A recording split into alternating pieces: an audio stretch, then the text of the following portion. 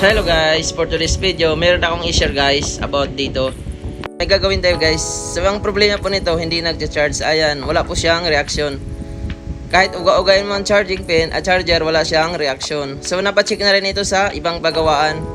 Ang sabi daw, papalitan ng charging board. So buksan na natin, check natin yung loob. So makikita natin, subukan natin palitan ng charging board kung gagana talaga siya. Kasi inorderan ko po ito ng charging board, brand new. So, ayan. Ito po yung charging board. Ayan. Bagong-bago po yan guys. Kararating na yan ng supplier. So, ngayon, iti-test po natin ang bagong charging board. So, tanggalin muna natin yung battery, flex, saka yung LCD. So, yan po yung nakakonekta doon sa signal. Uli natin tinanggalan. So, yan po yung charging board.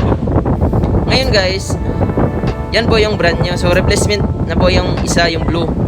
So ngayon, i-test natin kung gagana sa bagong charging board. Kasi yun po ang sabi doon sa nang gumawa nito. So ayan guys, kung napapansin nyo, wala rin po siyang reaksyon.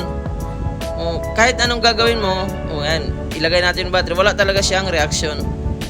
Wala kang makikitang percentage or charging indicator. So ngayon guys, isi-share ko naman kung paano ito gawin. So napaka-basic lang po nito. So ibalik po natin yung original na charging board kasi napakatibay pa po niyan. Hindi naman yun talaga ang sira. Hindi yan ang sira. Kaya guys, binalik ko siya. Ngayon, ano ba ang next step mong gagawin? So tatanggalin mo tong charging flex. Nakakonekta po yan sa LCD, papunta sa main board, papunta sa baba, charging flex. So ngayon, gamit po tayo ng jumper. Yan, yun po ang gagawin natin. Lilinyahan natin yung pinaka-positive line. So dahil nabagsak po ito guys, maaaring na-dislocate ang pinakalinya. So ngayon, ang gagawin natin guys, so tanggalin natin yung mga guma para maano natin, ma-check natin yung pinakalinya. So maguna tayo dun sa mainboard. Ang gagawin natin, iti-test natin kung saan po yung pinakalinya. So gamit po tayo ng tester. So hanapin natin yung positive. So ang positive naman ito nasa pinakadulo lang. So either doon sa dalawa yan. So malalaman po natin pag positive, mahina yung palo. So ground po yon. Ayun, walang palo. So malalaman natin guys, dito po yan, yung nilagyan ko ng flux bang nilagay ko dyan. So yan po yung positive guys. So dyan natin tap yung linya papunta sa baba. Yan. Yan po yung positive line. So yung, ang gagawin natin guys, iti-test natin kung gagana. Kasi kahit palitan natin ng charging board, hindi talaga siya gagana. So, ito po yung tricks na dapat yung malaman kung paano gagawin. Kahit nagpalit ka na, ayaw pa rin. So, jajampiran talaga yan guys. So, yan po yung positive line. Papunta sa baba yan. Pinaka-charging board. Main board to charging board. Ang tawag po niyan. Ayan guys, kailangan matap mo gilid-gilid. So, yan po yung positive guys. So, ngayon guys, iti-test natin kung gagana ba yung ginawa ko. Kasi guys, pinagawa na po ito sa iba. Ang sabi daw, palit charging board. So ngayon, nakita nyo naman guys, pinalitan ko ng charging board, hindi pa rin gumana. So lagyan natin ng allowance yung charging para hindi maputol. Charging yung ginawa kong jumper. So yan po yung positive guys.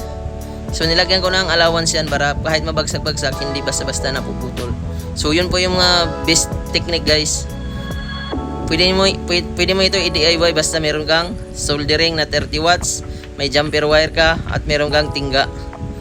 Ayan, gilid-gilid lang po siya. So, yung paggawa ko naman nito guys, napaka-basic lang nito kahit hindi ka teknisyan nito, magagawa mo to.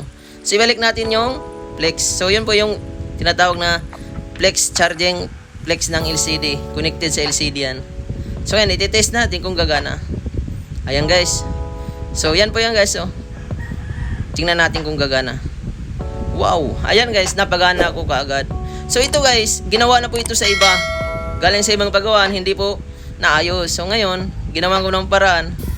So naayos ko guys. So sundan nyo lang yung ginawa ko, napaka-basic lang po nito. Nabagsak lang ito, tapos wala nang reaction ang charging. So kahit di mo natakpan kasi meron namang flex, okay na yun. So ibabalik ko na siya guys. So iti-test natin mamaya, i-on natin kung normal ba yung charging. So isarado ko muna. So yun guys, napaka-basic lang talaga.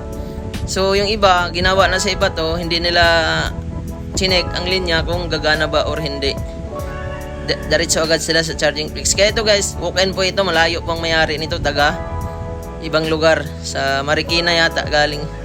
So, ngayon, sinabi ko sa kanya na nirequest ko na i-videohan ko yung video para yung paggawa, videohan ko yung paggawa para ma-share ko rin sa inyo kung paano ko ginawa or paano gawin. So, napaka-basic lang po nito guys. So, inantay po niya to kasi sinubukan ko talaga ng charging board, hindi talaga gumana. Kaya ang ginawa ko ng paraan. So, sinampir ko guys. So, yun po yung dapat yung malaman sa mga linya kapag nababagsak or ayaw na talaga gumana. Kasi yung iba talaga, sasabihin talaga, charging board. So, yan guys, nag 21% agad yun. Ang bilis. So, ang model po nito ay M51 Galaxy. Napaka ano po nito guys. So, kahit ako hindi ko akalain na linya pala ang tama. Kasi, bagong charging board na, wala namang punit. Sinek ko yung flex kanina. Okay naman siya. Pero, ayaw mag-charge. So, ngayon guys, nakikita nyo, may percentage na. Ayun o. May kidlat na siya. Kanina po talaga wala siyang kidlat. So i-check natin doon sa pinaka system yung charging niya kung nagcha-charge. Ayun sa battery information. So malalaman natin pag mag-charge. Ayun, charging. Pag bunutin natin, not charging.